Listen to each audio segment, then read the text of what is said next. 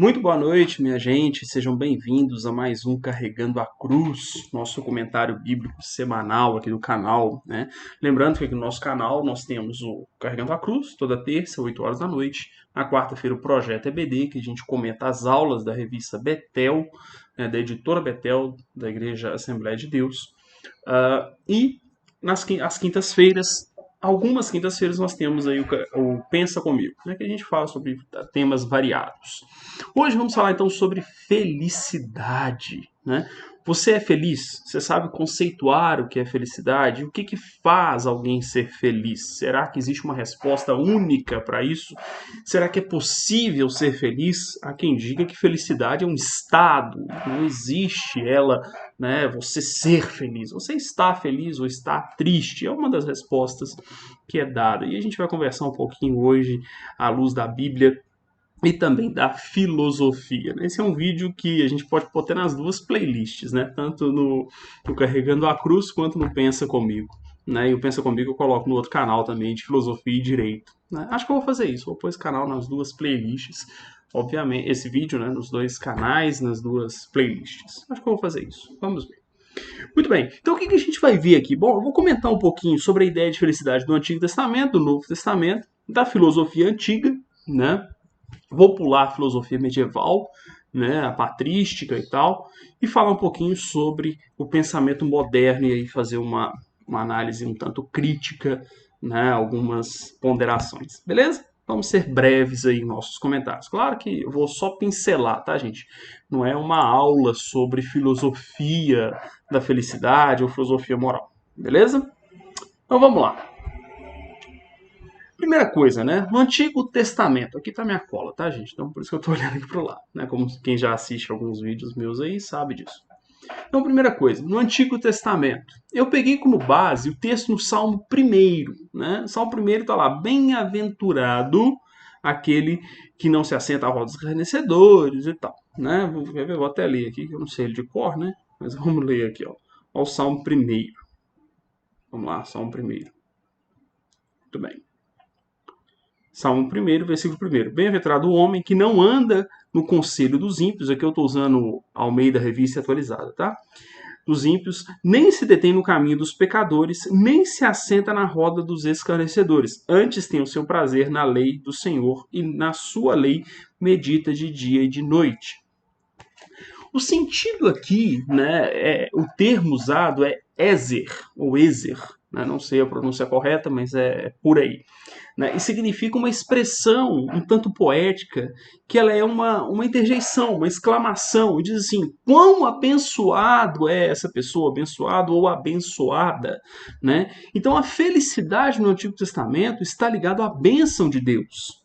Obviamente, ao cumprimento dos mandamentos de Deus e ao desfrutar da presença de Deus. Né? A Bíblia, palavra-chave, tá aqui, ó, a minha tá aqui. A Bíblia, palavra-chave, né, ela traz um comentário que diz o seguinte, olha, esse termo nunca foi usado para designar felicidade de Deus, apenas dos homens. Né? Por quê? Porque Deus ele não desobedece a si mesmo, né? Ele sempre vai cumprir a sua própria palavra, né? Ele é fiel a si mesmo. Né? Então, obviamente, nessa ideia de felicidade não é algo que se enquadra a Deus. Né? É algo que o homem pode ser avaliado em feliz ou não feliz, bem-aventurado ou não. Né? E é interessante que também a Bíblia, palavra-chave, né, da CPAD, ela traz o comentário do seguinte, olha, no livro de Provérbios, essa expressão Ezer está ligada à aquisição da sabedoria. Ou seja, a pessoa ela é abençoada quando ela adquire a sabedoria de Deus. Olha que interessante. Então, no Antigo Testamento, a ideia de felicidade está atrelada a viver conforme os mandamentos de Deus e adquirir a sabedoria divina. Olha que interessante.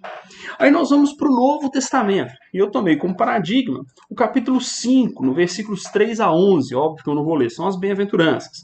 Eu já até falei delas, tem um vídeo aqui no canal sobre isso, né? E ali, embora esteja em português a expressão bem-aventurado, o termo muda. Não é o Ezer, nem é a tradução do Ezer, né? Mateus escreveu em grego, né? Até essa Bíblia traz que talvez o próprio Mateus tenha feito uma cópia em hebraico.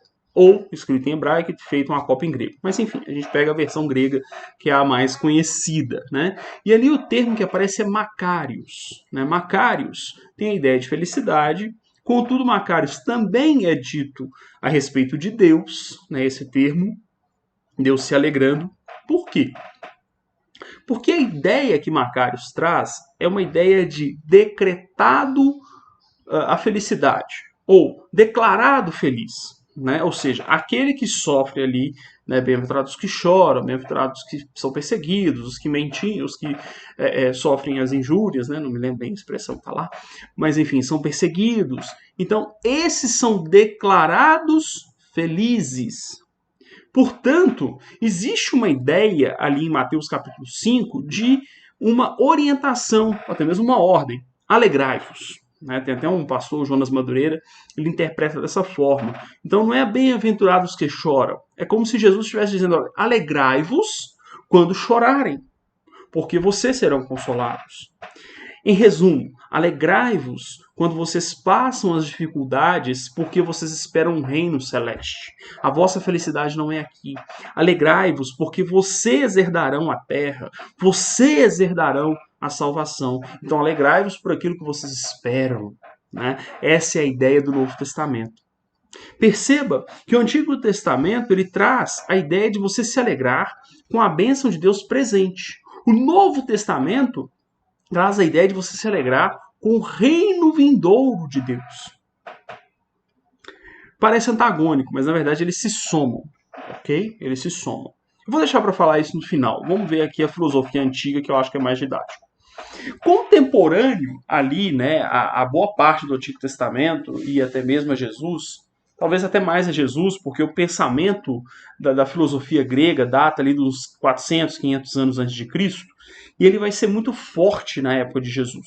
Né? Então, o helenismo, né, a filosofia grega, ela está muito presente, né, quando Jesus nasce, né, quando Jesus desenvolve seu ministério. Tá? Inclusive, os apóstolos vão ter muitos embates, né, com filósofos, com pensamentos que vêm da filosofia, né, os gnósticos e assim por diante. A filosofia antiga ela tinha várias formas de ver a felicidade. Tá?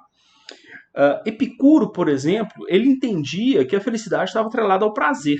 Né? Então você tinha que ter mais prazer, mais satisfação de desejos e mais deleite e menos dores. Isso era felicidade. Né? Quanto mais prazer você tinha e menos dor, né, você estava feliz. Né? Mas Aristóteles, numa ideia já mais sofisticada, né, e que é de fato eudaimonia, né, o termo grego é eudaimonia, a maioria dos filósofos pensa em eudaimonia. Eudaimonia é a verdadeira felicidade, né, o verdadeiro bem-estar. Mas para Aristóteles, enquanto para Epicuro eudaimonia é prazer com ausência de dor, para Aristóteles, a eudaimonia é você está vivendo a vida que você nasceu para viver. Né? Então é você desenvolver as suas potencialidades, os seus talentos, as suas virtudes, né? Ele fala em termos de virtude, as suas virtudes que a natureza te deu. Então, quando você vive uma vida que você desenvolve essas virtudes, você é feliz, você está ali vivendo a eudaimonia, beleza? E por fim, nós temos aí é mais difícil da gente extrair, né, dos textos, mas vamos tentar aqui rapidamente. Platão, a ideia da felicidade é aquele que busca mais o conhecimento, que tem uma vida mais voltada para o conhecimento eterno, né, o mundo das ideias, são as almas de ouro, né, mas para Platão isso não é algo dado a todos. Né. Para Sócrates, ele tem uma ideia, a gente não consegue entender muito bem, né, a ideia de Sócrates para isso, mas ele tem uma ideia do Eros, né, alguns vão associar a Platão, né, porque é Platão que escreve, mas lá no Banquete de Platão, quem fala do Eros é Sócrates, né? Então ali a gente não sabe muito bem se Platão está falando colocando a sua teoria na boca de Sócrates, ou se Sócrates realmente acredita no Eros, no desejo, né? Ou seja, a felicidade é satisfazer os desejos. Fica um pouco ali junto com Epicuro, né? Provavelmente Epicuro bebeu nessa fonte da ideia da satisfação dos prazeres, né? Da satisfação dos desejos, tá? Muito bem. Basicamente são essas as possibilidades que a filosofia grega traz. Tá? E perceba então que a felicidade na filosofia grega está pautada em alguns valores. prazer, desenvolvimento do intelecto, da alma, né? Aqui eu vou deixar barato, né? A diferença de intelecto e alma. Para alguns filósofos tem diferença, para outros não tem, enfim. Então a gente deixa barato isso aqui, ok? Então o desenvolvimento subjetivo, né? Das suas potencialidades. Mas perceba que está sempre ligado ao ser humano, seja o desejo, seja as potencialidades, né? Seja a sua moralidade ou a sua espiritualidade. Está sempre ligado ao ser humano. Então a felicidade está ligada ao ser humano, né? Muito bem. E aí, claro que durante a Idade Média vai ter ali um pouco do Antigo e do Novo Testamento, né? Uma ideia de servir a Deus, então uma vida feliz é uma vida submissa a Deus, ok? Submissa à palavra de Deus. E aí a gente chega na modernidade. A modernidade vai ter uma série de pensamentos, né? Vamos ter o utilitarismo, o existencialismo, uma série de coisas, né? Inclusive eu não posso deixar de fazer aqui um jabá, né? Rapidinho. Meu livro, né, sobre filosofia para todos, que é uma história do pensamento filosófico, já está disponível. Tem link aí na descrição, tá, para você acessar meus livros. Aí, Filosofia para Todos, eu falo sobre esses vários pensamentos, tá? E faço aí uma explanação sobre eles, ok? Então você tem o utilitarismo, que é a ideia de você trabalhar o bem-estar da maioria das pessoas, então a felicidade vai estar mais ou menos atrelada a isso. O existencialismo, que é a ideia de que nós temos que produzir os nossos valores. Então quando eu encontro quem eu sou no mundo, não porque a natureza me deu, mas porque eu construí a minha identidade, então eu sou feliz.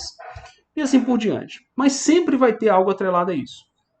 No fritar dos ovos, né, me parece o seguinte, que a modernidade ela tem uma ideia hedonista, que é a filosofia do Epicuro, mais prazer, menos dores, basicamente, com uma pitada, né,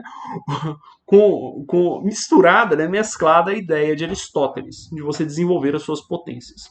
E aí, claro, alguns pensadores vão dizer que você nasce com essas potências, nasce com essas habilidades, nasce com a sua natureza, né? Então, você naturalmente é um artista, naturalmente é um advogado, tem talento para isso, talento para aquilo. Outros vão dizer que não, você constrói, ponto, né? Mas isso pouco importa, né? O que parece que a modernidade, de uma forma geral, colocou que a felicidade é você ter prazer, você ter satisfação, você conquistar seus objetivos. Ela dá nome de objetivos e de metas, né? Hoje em dia todo mundo quer metas, né? Então você conquistar suas metas, seus objetivos e tal, né? Que é a mesma coisa dos desejos, tá? Simplesmente dá outro nome. Objetivo, meta, sonhos, né? Ambições, né? Com essa ideia de que não, você vai alcançar seus objetivos sendo aquilo que você nasceu para ser. Né? Legal, né? Discurso bonito isso. Mas, de novo, é como os gregos, sempre centrado em si mesmo. O problema de ter uma vida centrada em si mesmo não é muito complicado a gente entender, não. Sócrates diz isso, né, no banquete, ou Platão, como eu comentei anteriormente, quando ele fala do Eros. O problema de satisfazer os próprios desejos é que você satisfaz um desejo, ele some, surge outro, satisfaz. Ou seja, é um saco sem fundo. Né? O ser humano é um ser desejante. Ele não tem fundo, não tem limite. Né? Não tem limite. Você deseja, deseja, deseja. Então, essa ideia não vai trazer felicidade. Porque você vai estar sempre insatisfeito. Né? Tem um carro novo, eu quero um mais novo, tem uma casa tal, quero uma casa assim, quero isso, quero aquilo. E você vai ter sempre um desejo para satisfazer, nunca estará satisfeito. Né? Então, claro que vocês já esperavam essa resposta, né? A felicidade, de fato, está em Cristo. Não tem jeito. Né? Não tem jeito. O Antigo Testamento e o Novo Testamento se completam. Eles se completam. Né? Quando o Antigo Testamento traz a ideia de que nós somos bem-aventurados, felizes, abençoados, quando nós estamos debaixo da obediência a Deus, e quando o Novo Testamento traz a ideia de que nós somos felizes, quando nos alegramos em esperar a redenção em Cristo, isso se completa. Portanto, o ser humano ele é feliz quando ele se entrega a Cristo e espera em Cristo, né? Olha o que o salmista fala no Salmo 37. Eu até separei aqui para ler para vocês. Olha só. Salmo 37, versículo 4. Perdão. Salmo 37, versículo 4. Agrada-te do Senhor, e Ele satisfará os desejos do teu coração. Entrega o teu caminho ao Senhor, confia nele e o mais Ele fará. Tem até uma música do Logos, né? Com essa letra. Mas olha que interessante que o salmista fala. Agrada-te do Senhor. Não é agrada ao Senhor. Não. Agrada-te do mandamento. Agrada-te da doutrina. Então, quando nós nos agradamos disso, sim, Deus nos traz felicidade. Entenda que aqui a felicidade não é uma satisfação ininterrupta ou ausência de dor, como propõe Epicuro. Não. A felicidade que a Bíblia nos apresenta, a verdadeira felicidade, é você ter a certeza de que existe uma redenção. De que a existência não para nesse plano. Tá? Que não é apenas o seu desejo, os seus objetivos, as suas metas. Por quê? Porque a nossa mente é falha. O nosso caráter é falho. Tá? Nós não temos capacidade, é por isso que a Bíblia nos alerta para não jurar, não prometer, ser nossa palavra sim, sim, não, não. Nós não temos controle sobre a maioria das coisas. A maioria das metas a gente não cumpre. Né? Todo mundo faz resolução de ano novo. Né? Eu estou gravando esse vídeo aqui dia 9 de janeiro, ele vai ao ar dia 11. Né? Então veja só, a gente não tem controle sobre um monte de coisa. Se nós formos centrar em nós mesmos, nós vamos ser frustrados. E é exatamente isso que a sociedade vive hoje. Uma frustração sistêmica, uma frustração entranhada nos seres humanos. Né? E aí, eles expressam essa frustração com uma rebeldia sem causa, com uma busca desenfreada por prazer, né? Porque não entendeu que dar sentido à vida é o que de fato traz felicidade. E o único que pode ser um sentido para a vida humana é Cristo, é Deus. Né? Por quê? Porque qualquer outra coisa é relativa, é passageira, não serve para dar sentido. Não serve. Né? Eu gosto de brincar, né? Tem um cantor gospel, né? Que escreveu lá, ideologia, eu quero uma para viver. Né? Quem escreveu isso foi Cazuza, né? A gente sabe como que ele era promíscuo e tal. Mas olha a angústia da alma da pessoa. Né? E de vários outros que seguiam ele, adoravam ele, até hoje gostam dessas ideias. Né? Ele queria algo, mas ele não encontrava no mundo. Né? A ideologia que ele fala ali é algo que dê sentido à vida. Só que um outro trecho dessa música é: os meus ídolos morreram de overdose. Ou seja, aquilo que ele achava que era o top, que era que legal, né? Na verdade não servia para nada. Passou, foi embora. E quantos outros dedicaram a vida à causa X, à causa Y? A vida passou e acabou. E o vazio, a falta de sentido permaneceu. Sabe por quê? Porque apenas o Deus eterno e imutável, como fala em Tiago, capítulo 1, versículo 17, em Deus não há sombra de variação, só é esse Deus permanente e imutável que pode satisfazer a sua e a minha alma. Esse vazio existencial, só nele. E aí, quando nós não temos mais esse vazio existencial, sim, a gente vai ficar doente, a gente vai ter problema na família, a gente vai ter dificuldade com doenças de familiares e assim por diante. Mas não temos mais um vazio existencial. Né? E não vem com um argumentozinho bobo pro meu lado, falando que porque é evangélico, religioso é tolo, e fica dando explicação que não existe. Eu não estou dando explicação que não existe, não.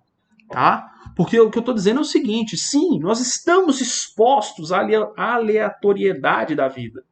Dificuldades, problemas, violência. Estamos expostos a isso tudo. E eu não estou dizendo que o simples fato de você crer em Deus, você vê sentido nessas coisas. Não é isso. Mas eu sei que a minha vida lá na frente tem um sentido. Eu sei que tem um Criador. Se o mundo tá como tá, as coisas acontecem e dá errado e a gente sofre, é porque nós nos rebelamos contra o Criador. Mas um dia esse mesmo Criador vai redimir. Entre a queda, o pecado humano e a redenção, nós temos um espaço de tempo em que nós sofremos as consequências dessa rebeldia contra Deus, tá? Mas nós sabemos que chegará o momento em que Deus vai restaurar o seu reino. Por isso, Antigo Testamento, a alegria em obedecer os mandamentos. Novo Testamento, a alegria em esperar esse reino, que nós já temos vestígios dele.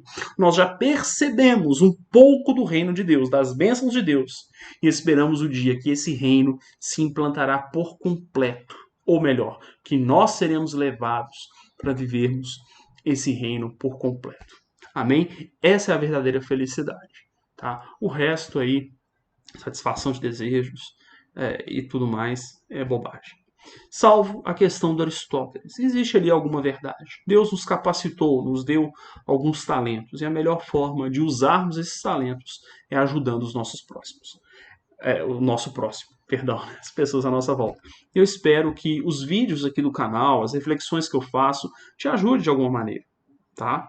E se te ajudou, se isso acrescentou a você, compartilha com seus amigos, com seus familiares, deixa o like, né, o joinha aí, comenta no canal, tá, no vídeo, né, deixa sua opinião, sua contribuição, faça perguntas, né, daquilo que você quer ver, assuntos que você quer que nós abordemos aqui, beleza? Lembrando que se você deseja estudar teologia, nós temos aí a comunidade Carregando a Cruz, você pode assinar por menos de R$1 por dia, é uma mensalidade extremamente acessível, ainda você tem 30 dias grátis, tá? A comunidade Carregando a Cruz, ela foca em teologia aplicada. O que é isso? A teologia que você usa no dia a dia, reflexões práticas da vida cristã prática, beleza? Claro, nós temos lá teologia sistemática, teologia bíblica e tal, mas o nosso foco são as matérias práticas, ok? E aí a gente está subindo lá os cursos. Esse mês ainda eu quero subir o curso de ética cristã, né? Então aguarda que vai ter essa novidade lá. Beleza? Semana que vem, se Deus quiser, eu já estou falando aqui que está liberado o curso de ética cristã. Beleza? Então essa semana eu quero colocar no ar. Tá bom? Bom, é isso. Muito obrigado quem ficou aqui, né? Quem assistiu o vídeo até o final. Muito obrigado. Que Deus o abençoe. Não esquece, então, de compartilhar, de curtir, de comentar. Beleza? Os links estão na descrição. Tem livros, tem os nossos sites, os nossos trabalhos na internet. Beleza? Grande abraço. Fica com Deus e até o próximo vídeo.